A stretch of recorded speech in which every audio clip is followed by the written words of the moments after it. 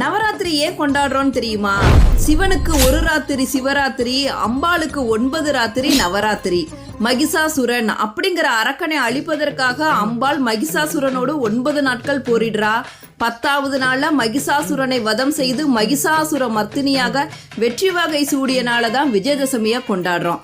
புரட்டாசி அமாவாசைக்கு பிறகு வரும் அந்த 9 நாட்களை தான் நவராத்திரியா அம்மனை நினைத்து நம்ம வழிபடுறோம். நவராத்திரியில முதல் 3 நாட்கள் சக்தியை தரும் துர்க்கையாகவும், அடுத்த 3 நாட்கள் செல்வத்தை தரும் லட்சுமியாகவும், கடைசி 3 நாட்கள் கல்வி ஞானம் தரும் சரஸ்வதியாகவும் அம்பாளை வழிபடும் வழக்கம் இருக்கு.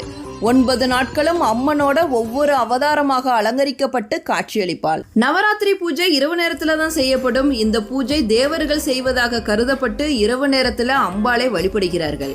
இச்சாசக்தி, கிரியாசக்தி, ஞானசக்தி ஆகிய 3 சக்திகளையும் ஒரே சமயத்தில் பெறுவதற்காக செய்யப்படும் வழிபாடுதான் இந்த நவராத்திரி வழிபாடு.